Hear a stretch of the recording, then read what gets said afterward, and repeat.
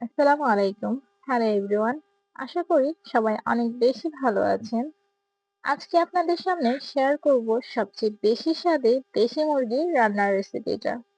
আশা করি আজকের এই রেসিপিটা আপনাদের কাছে খুব সহজ এবং খুবই ভালো লাগবে। চলুন তাহলে দেখে নিই কিভাবে দেশি মুরগিটা রান্না করব খুব সহজে। একটি প্যান নিয়ে নিয়েছি, তার মধ্যে পরিমাণ মতন আমি দিয়ে নিয়েছি সয়াবিন তেল। সয়াবিন তেলটা একটু গরম হয়ে গেলে এখন আমি ২টা দারচিনি স্টিক আর ৪টা এলাচি আর দুটো তেজপাতা আমি এভাবে মাঝখান থেকে একটু ছিঁড়ে দিয়েছি, আর ৪টা লবঙ্গ আর গোলমরিচ ৩ থেকে ৪টা দিয়েছি, আর দিয়ে দিয়েছি একটা গোটা শুকনা মরিচ। এখন এগুলো একটু আমি হালকা একটু ফ্লেভার ছড়ানো পর্যন্ত একটু হালকা তেলে ভেজে নেব। একটু সুঘ্রাণ ছড়িয়ে গেলে তখন আমি এখানে হাফ কাপের একটু বেশি পেঁয়াজ কুচি দিয়ে নিয়েছি। এখন পেঁয়াজের সাথে এগুলো আমি একটু ভালো মতন তেলে একটু ভুনে নেব। পেঁয়াজটা যখন একটু স্বচ্ছ হয়ে যাবে তখন আমি এর মধ্যে অ্যাড করব ১ চামচের মতন লবণ। লবণটা দিলে এ পর্যায়ে পেঁয়াজটা কিন্তু আরো দ্রুত নরম হয়।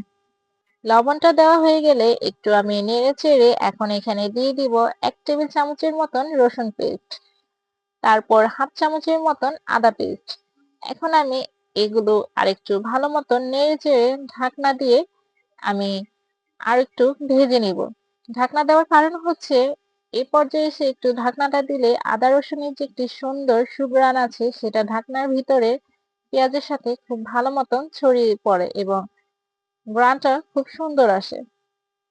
২ মিনিটের মধ্যে পেঁয়াজ আর আদা রসুনগুলো একটু ভাজা ভাজা হয়ে গিয়েছে। এখন আমি এখানে গুঁড়া মরিচগুলো এড করব। এখন আমি দিয়ে দিচ্ছি ১.৫ চামচের মতন গুঁড়া মরিচ। গুঁড়া মরিচ আপনারা আপনাদের ঝাল অনুযায়ী অ্যাকচুয়ালি দিয়ে দিবেন। আর এখানে ১ চামচের মতন হলুদ গুঁড়ো, আর ১.৫ চামচের মতন ধনিয়া গুঁড়ো, আর ১.৫ চামচের মতন জিরার গুঁড়ো।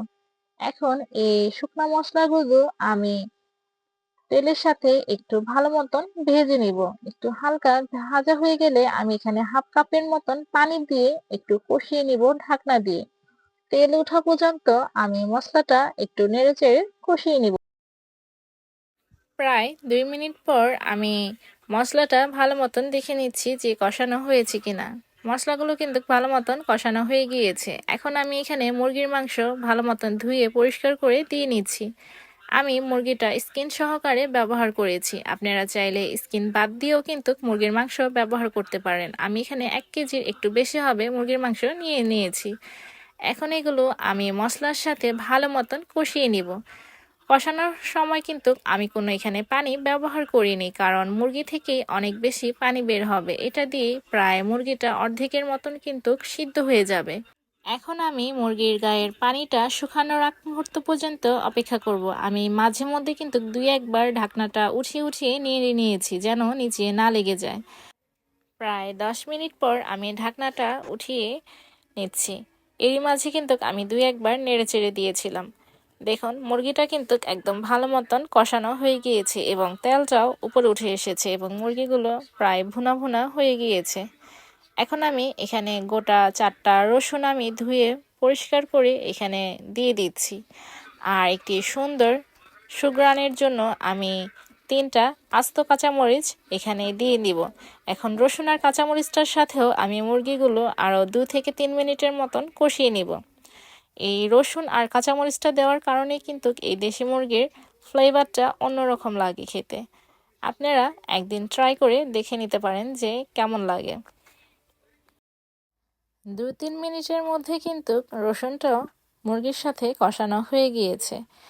এখন আমি একটু নেড়ে আবার বাকি অর্ধেক সিদ্ধ করার জন্য আমি এখানে প্রায় ১ কাপের মতন, ১ কাপের একটু বেশি হবে আমি পানি দিয়ে দিয়েছি। পানিটা আমি এখানে কম ব্যবহার করছি, কারণ কষানোর মধ্যে কিন্তু মুরগিটা প্রায় অর্ধেকের মতন এসে গিয়েছে, তাই আমি আর পানি দিব না।